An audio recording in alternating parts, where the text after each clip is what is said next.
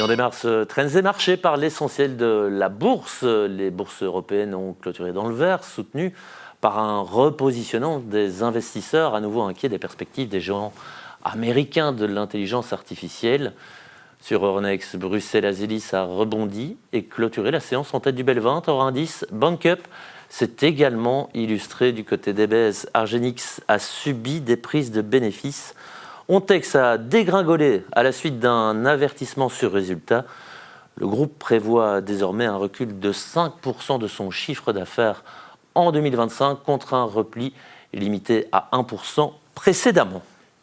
Caroline Palumbo nous a rejoint en plateau. Bonsoir Caroline. Bonsoir Loïc. Caroline, on l'a évoqué dans ce journal, la Fed a baissé ses taux de 25 points de base. Ils sont maintenant compris entre 3,5 et 3,75. C'est la troisième fois consécutive que la Fed baisse ses taux. Une fois encore, ce n'est pas passé sans pression de la part d'un certain Donald Trump.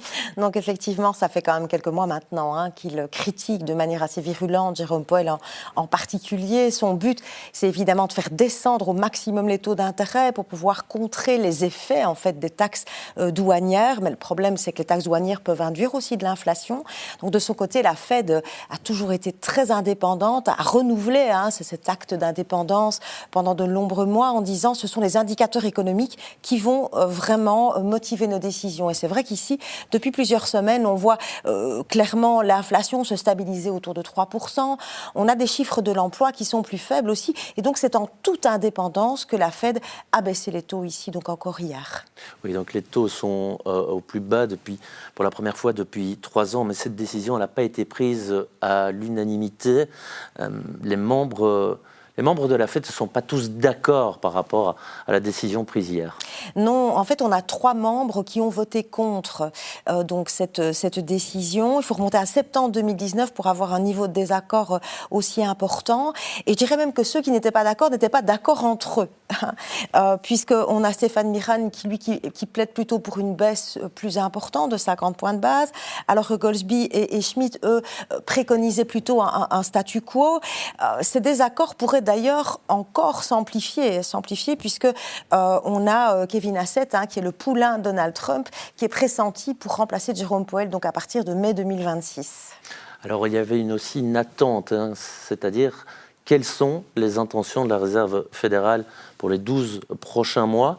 Elle a annoncé une baisse sur l'année, probablement selon UBS au premier trimestre.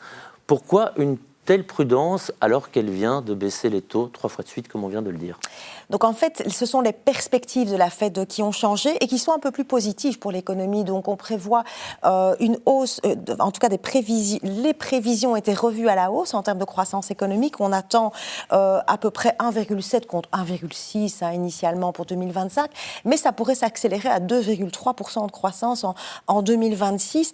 Quant à l'inflation, eh bien, on l'anticipait autour de 3%, ce serait peut-être juste 2,9 cette année-ci, mais l'année prochaine, en revanche, elle pourrait descendre à 2,4%. Donc ce sont d'assez bonnes nouvelles dans un contexte de taux de chômage qui pourrait rester assez stable, 4,5% pour cette année, 4,4% même pour 2026. Donc il n'y a vraiment plus de raison, je dirais, d'adopter un taux final, un target de taux à 3,50. On peut se limiter, selon la Fed, en tout cas à 3,25. Les marchés, ils ont bien accueilli la décision de la Fed, mais cet enthousiasme a été carrément et rapidement éclipsé par les résultats d'Oracle, le géant du cloud, qui a publié des prévisions inférieures aux attentes, alors qu'ils annoncent un investissement de 15 milliards. Mais oui, en fait, je pense que le problème est toujours le même autour de l'intelligence artificielle. On craint une bulle en termes d'investissement, ce qu'on appelle une bulle de CAPEX. Les investissements sont colossaux dans un contexte de concurrence vraiment très importante et avec des technologies qui avancent extrêmement vite, donc qui risquent d'être obsolètes avant même d'être rentables. Mais il faut voir un peu plus large aussi. La problématique, c'est l'accès aux ressources aussi en termes de rentabilité pour ces entreprises. Et ça, je dirais, dans un contexte de transition énergétique, c'est vraiment un élément qui peut être fondamental. On pense chez nous que la demande en métaux stratégiques va exploser littéralement, mais dans un contexte de sous-investissement historique. Donc il va falloir probablement des années pour que l'offre et la demande soient plus ou moins en équilibre. Donc dans ce contexte, on estime que l'or, l'argent, le cuivre pourraient continuer effectivement à monter, mais les matières premières, on oublie souvent que c'est autre chose que les métaux, c'est l'eau aussi.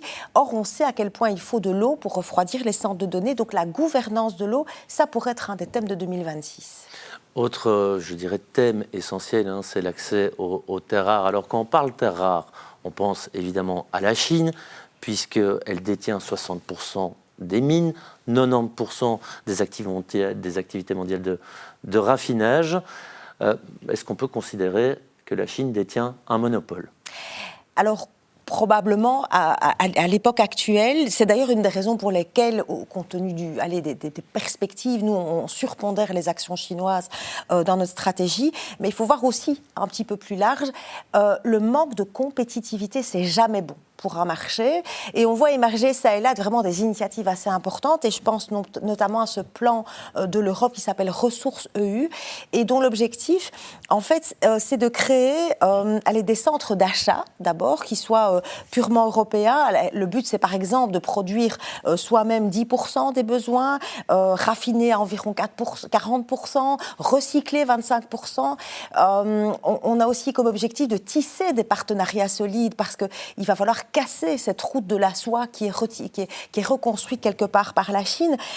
3 milliards devraient être investis ici rapidement, 4 milliards via des prêts notamment de la Banque européenne d'investissement. Je le répète, ce qui va être fondamental, c'est d'améliorer la compétitivité parce que les marchés, ça, ils en ont besoin. Eh bien, merci Caroline d'être venue nous voir et voilà qui conclut ce Trends des marchés. Bonne soirée.